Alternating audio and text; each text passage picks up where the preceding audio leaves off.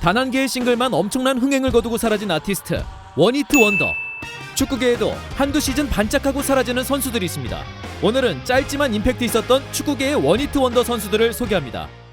제일 먼저 아직 현역으로 뛰고 있지만 소식조차 접하기 힘든 선수, 괴물같은 피지컬로 상대 수비를 압도하며 잉글랜드의 줄라탄으로 불릴 뻔한 앤디 캐롤입니다. 1989년생인 캐롤은 뉴캐슬에서 2군과 1군으로 가며 선수 생활을 하고 있었습니다만 당시 오원, 마르틴스 등이 버티고 있던 뉴캐슬 공격진 1군 명단에 포함되기에는 쉽지 않았죠. 우월한 신체 조건에 비해 그저 그런 활약을 보이던 캐롤은 08-09 시즌 후반 갑작스레 주전급 공격진들이 부상으로 이탈, 또 뉴캐슬이 2부로 강등당하면서 다수의 선수들이 이탈하게 되고 이로 인해 캐롤은 팀 내 주전으로 도약하게 됩니다. 하지만 전반기에 18경기 4골이라는 초라한 성적. 그러나 2010년 후반기부터 정말 갑작스럽게 각성을 합니다.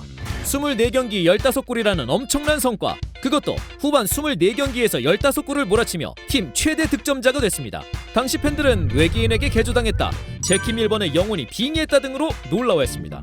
챔피언십 올해의 팀에 이름을 올리며 팀을 이끌었던 캐롤은 다음 시즌 승격 후 앨런 시어로로 이어지는 뉴캐슬에 무려 9번을 이어봤습니다. 같은 해 잉글랜드 국가대표팀에까지 부름을 받으며 9번을 달았죠.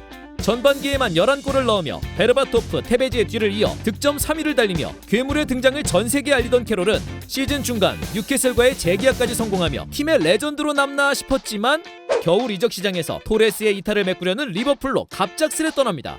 이적료는 3,500만 파운드로서 같은 시기에 질라탄, 호비뉴 등이 4천만 파운드의 이적료를 받던 것을 생각하면 잉글랜드 공격수로서 엄청난 가격이었음은 틀림없었습니다. 팀 내 동료 폭행, 문란한 사생활 등 많은 문제를 일으켜도 캐롤만한 공격수가 없다며 그를 옹호했던 팬들조차 등을 돌리게 만들었을 만큼 충격적인 이적은 대다수의 언론들은 반신반의했습니다. 당시 뉴캐슬 회장은 기자와의 술자리 중 리버풀은 호구다라는 말을 했다고 전해지는데, 아무튼 이적 이후 부상으로 한 달간 출전하지 못하다 맨시티전 환상적인 데뷔골을 넣으며 다시금 부활을 알리는가 싶었으나 그게 전부였습니다. 아직 23살의 젊은 나이이기도 하고 미래가 창창한 만큼 계속해서 팬들의 기대를 모았지만 결국 리버풀에서 자리를 잡지 못하고 웨스트햄으로 떠났습니다. 하지만 지속적인 부상으로 6시즌 102경기 26골의 기록을 남긴 채 현재는 다시 그의 친정구단 뉴캐슬로 돌아왔습니다. 압도적인 피지컬, 악동같은 이미지로 우리에게 다가왔던 앤디 캐롤. 결국 사상 최악의 먹튀라는 오명을 얻은 채 언론과 팬들에게 조롱을 받는 그저 그런 선수로 전락한 것이 아쉽게 느껴집니다. 다음은 기성용 선수로 인해 우리들에게 친숙했던 선수 미구엘 미추입니다. 그를 볼 때마다 베르캄프가 연상된다. 벵거가 했던 말이죠. 1986년 스페인 오비에도 지역에서 태어나 오비에도 유스팀을 거쳐 셀타비고, 라요 바예카노에서 활약하다 12-13 시즌 스완지 시티로 둥지를 옮기게 되면서 우리에게 알려진 선수입니다. 라요 시절 37경기 15골의 준수한 기록을 남긴 미추는 스완지에서 환상적인 시즌을 보냈습니다. 당시 박지성 선수가 이적한 QPR을 개막전에서 만나 2골을 기록하며 강렬한 데뷔전을 치렀죠. 이후에도 맨유, 첼시, 아스날 등 강팀과의 경기에서도 골을 계속 넣으며 당시 득점왕 반페르시와 함께 득점 선두 레이스에서 경쟁을 할 정도였습니다.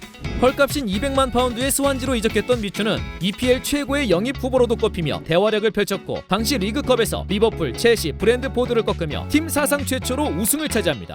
12-13 시즌 기록은 무려 43경기 22골! 이 활약으로 스페인 국대에 차출되어 벨라루스전에서 데뷔전을 치렀을 정도로 센세이셔널했죠.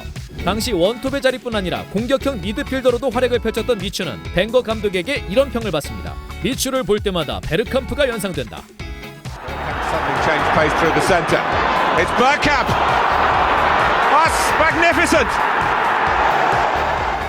12-13 시즌을 성공적으로 보낸 미추는 앞으로의 미래가 더욱 기대될 정도로 주목을 받았지만 그게 마지막이었습니다. 부상으로 인해 13-14 시즌에서 부진한 모습을 보였던 미추는 윌프레드 보니와의 경쟁에서 밀리며 24경기 6골이라는 초라한 성적을 거둔 채 시즌을 끝내게 됩니다. 14-15 시즌에는 이탈리아 명문 나폴리로 임대 이적하며 부활을 노렸지만 7경기 0골이라는 처참한 기록을 남겼죠. 이후 그는 친형이 감독으로 있는 스페인 4부 리그의 랑그레오에서 1년, 그 후 친정팀 오비에도로 돌아가 은퇴합니다. 현재는 잠시 몸담았던 랑그레오의 디렉터로 새 출발을 했다고 하네요. 좋은 피지컬, 준수한 외모, 세련된 플레이 등으로 잠시나마 세계적으로 주목받았던 미추. 부상 여파로 상승 흐름을 이어나가지 못한 채 31살의 젊은 나이로 필드를 떠났습니다. 월드컵의 신데렐라. 다음은 1990년 이탈리아 월드컵을 위해 태어난 사나이, 바로 살바토레 스킬라치입니다. 1964년생인 스킬라치는 이탈리아 4부 리그의 메시나에서 데뷔해 무난한 활약을 펼쳤고 팀은 2부 리그에 올라섭니다. 2부 리그 승격 직후 88-89 시즌에 23골을 넣으며 득점왕이 된 스킬라치는 유벤투스의 콜을 받아 1부 리그 진출하게 됩니다. 첫 시즌에만 15골을 넣으며 유벤투스가 코파 이탈리아와 현 챔피언스 리그의 전신 UEFA컵 우승에 일조를 했었죠. 또한 1990년 월드컵을 앞두고 있는 이탈리아 국대 일원으로 합류합니다. 당시 이탈리아의 공격진에는 로베르토 바조, 로베르토 만시니, 잔루카 비알리 등 쟁쟁한 선수들이 버티고 있었기에 벤치만 달구던 스킬라치는 조별리그 1차전 오스트리아와의 경기부터 존재감을 뽐내기 시작합니다. 0대0으로 팽팽히 진행되던 후반 교체로 투입된 스킬라치는 2분 만에 골을 뽑아내며 승점 3점 획득에 큰 공헌. 조별리그 최종전 체코슬로바키아와의 경기에서는 바조와 함께 투톱으로 선발 출전하며 선취골을 기록, 16강 진출에 큰 공을 세웁니다. 이로 인해 단숨에 이탈리아의 희망으로 떠오른 스킬라치는 단숨에 스타가 됐습니다.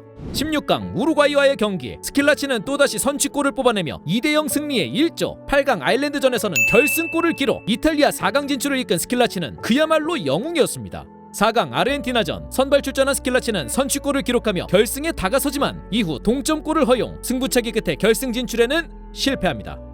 실망스러운 상황에도 불구하고 스킬라치는 3, 4위전 잉글랜드와의 경기에서 또다시 페널티킥 결승골을 뽑아내며 3위로 대회를 마칩니다. 총 6골 기록으로 대회 득점왕과 더불어 로저 밀러, 클린스만과 함께 올스타팀 공격진에 이름을 올리고 대회 MVP까지 모두 석권하며 최고의 스타로 발돋움하게 됩니다. 그러나 거짓말처럼 이어지는 클럽 경기에선 아무런 활약을 펼치지 못했습니다. 이후 일본의 주빌로 이와타로 쫓겨나듯이 떠난 스킬라치는 일본에서조차 활약을 펼치지 못한 채 선수 생활을 마감하게 됩니다. 월드컵에서 활약하며 신데렐라라는 애칭까지 얻었던 살바토레 스킬라치. 그는 90년 월드컵에서 자신의 모든 것을 태워버리고 한 줌의 재로 사라졌던 원히트 원더였습니다. 자, 마지막으로 소개해드릴 선수는 월미도 호날두로 불렸던 선수, 한국 프로축구 역사상 최연소 득점왕 타이틀까지 얻었던 유병수 선수입니다. 1988년생으로 183cm의 좋은 신장과 강력한 슈팅력을 갖고 있던 유병수는 대구에서 태어나 신암초, 등촌 중 언남고를 거쳐 홍익대학교에 진학하고 후에 인천 유나이티드의 1순위로 지명받으면서 프로에 데뷔합니다. 2009 시즌 부산 아이파크와의 개막전에서 데뷔전 데뷔골을 넣은 유병수는 첫 시즌 27경기 12골이라는 준수한 기록으로 자신의 존재를 알렸습니다. 40m 거리에서 쏴대는 무회전 프리킥과 엠블럼을 입에 무는 충성심 높은 세레머니로 한 시즌 만에 인천의 아이콘으로 자리잡게 된 유병수는 다음 시즌에 자신의 잠재력을 폭발시킵니다.